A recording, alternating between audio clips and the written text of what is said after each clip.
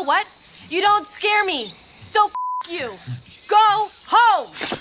When people talk about horror franchises that just keep going, Wrong Turn always comes up because it's one of those series that took a very simple idea and stretched it into something much bigger, even though not every step of the way worked out. The first couple of films were fun enough to carve out a cult following, but as the sequels piled on, the quality dropped and the formula started to feel worn out.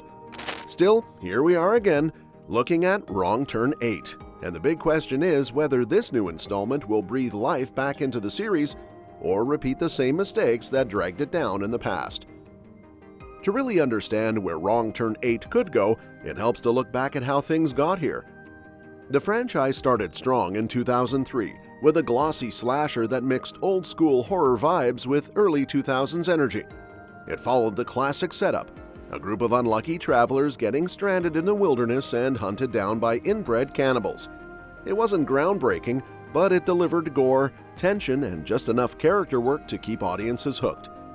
The sequel, Wrong Turn 2: Dead End, doubled down on the chaos with bigger kills and more personality, and it actually ended up being one of the most loved entries. Because of that success, the series quickly spun off into direct-to-video territory, and that's where the cracks started to show. Wrong Turn 3 tried to keep things going, but it lost steam after killing off the main cannibal villain, Three Finger. That death created the same problem that the Saw movies faced after Jigsaw was killed. Once your central monster is gone, you either have to keep flashing back to them or find some way to force them back into the story. Wrong Turn took the easy route by turning the next few films into prequels. Wrong Turn 4: Bloody Beginnings, for example, set itself inside a creepy abandoned asylum during a snowstorm. It gave fans an origin story for the cannibal family, but it didn't really take the franchise back to its roots. Instead, it leaned into cheap thrills, sexualized characters, and formulaic kills. The only thing saving it were some creative death scenes, especially the shocking finale where two survivors almost made it out, only to ride straight into a razor wire trap that instantly decapitated them. That kind of kill summed up the series at its best and worst. Ridiculous, over the top, and somehow still entertaining.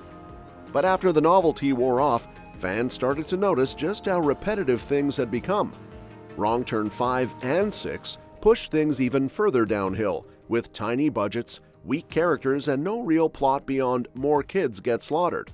By this point, the series was living up to its title in all the wrong ways, wandering further from what made the first two films fun.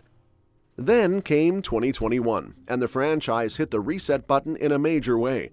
Instead of trying to tie things back to Three Finger and his family, Wrong Turn 7 completely rebooted the concept. This time, the story centered on a group of friends hiking the Appalachian Trail who stumbled across a hidden cult called the Foundation. Unlike the cannibal family, this group had rules, traditions, and even a twisted sense of justice. They weren't just monsters in the woods, they were a community that saw themselves as the foundation of a new society. The reboot took some big swings.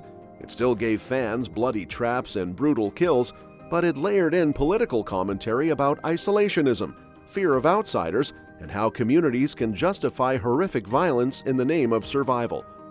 That shift divided fans in a big way. Some loved that it tried to be smarter and deeper than the usual slasher formula, while others hated it for straying too far from the backwoods cannibal chaos that defined the earlier films. But whether people loved it or not, it got people talking, which is why Wrong Turn 8 is now on the table. So what exactly could this 8th movie be about? That's the fun part to speculate on, because the ending of the 2021 reboot left plenty of threads dangling. The main character, Jen, played by Charlotte Vega, went through an intense arc. She was captured by the Foundation, forced into a relationship with their leader, Venable, and even seemed to buy into their way of life for a while. But by the finale, she fought back, killed Venable, and escaped with her father. The twist, though, was that she was pregnant with Venable's child, which adds a whole new layer to her story. On top of that, the final scene revealed that the Foundation wasn't just hiding in the mountains, they were capable of blending into regular society. That little tease opens the door to all kinds of possibilities for a sequel. One obvious direction for Wrong Turn 8 would be to have the Foundation come after Jen for revenge. They'll want to reclaim her and the child, or at the very least, punish her for killing their leader. That setup could bring the horror out of the woods and into more suburban or urban settings, creating a fresh take on the formula. Imagine the Foundation infiltrating small towns, living among regular people, and striking when no one expects it. That idea alone could set Wrong Turn 8 apart from the previous entries. Another possibility is flipping the script and having Jen go on the offensive. She knows the Foundation is out there, and she's got personal reasons to wipe them out once and for all. That storyline could turn the film into more of a survival revenge tale, with Jen hunting down cult members and facing the psychological toll of her past trauma. Because she's pregnant, the stakes would be even higher. It would also give the franchise something it hasn't really had before, a strong final girl whose story carries across multiple films. Although the reboot divided audiences, it proved that Wrong Turn doesn't have to stick to one rigid formula. And that's why Wrong Turn 8 has potential. It can be a soft reboot that builds on the fresh ideas of the 2021 film, while still offering the brutal kills that fans expect. Because, let's be honest, no matter how ambitious the story gets, part of the draw will always be the creative death scenes. That's the lifeblood of the franchise. The other option being floated is an anthology approach. Since the Wrong Turn name doesn't necessarily have to mean inbred cannibals in the woods, each movie could take the central idea of people making a wrong turn into danger and spin it in a new way. Halloween tried something similar with Season of the Witch, which was hated at the time but is now considered a cult favorite.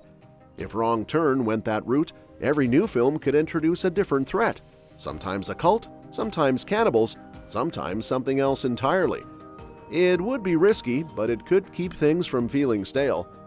Still, the safest bet for Wrong Turn 8 is to continue the story from 2021, because even though it wasn't universally loved, it gave the series a fresh identity. It made Jen a compelling lead, set up a terrifying cult, and hinted at bigger possibilities. Starting over again would risk confusing audiences or making the reboot feel pointless. So, building on those elements seems like the smarter path forward. What makes this next movie interesting is that it doesn't just have to win over old fans, it has to prove that Wrong Turn can still matter in a horror landscape filled with legacy sequels and reboots.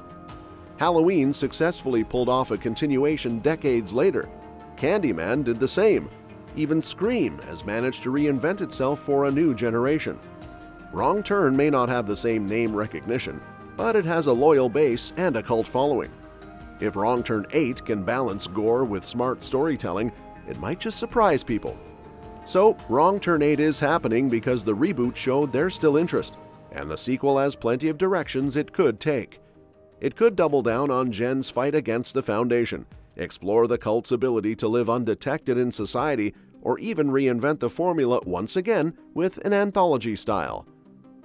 Although the franchise has had more lows than highs, horror fans know that sometimes the strangest, most inconsistent series still find ways to stick around. And that's exactly why Wrong Turn 8 feels like both a gamble and an opportunity. Well, that's it for today's video, folks. Now let me know what you think in the comments section down below. And don't forget to subscribe to our channel, because we'll be covering more updates on this movie soon and other exciting upcoming movies and series. Thank you so much for watching our video today, and we'll see you in our next video.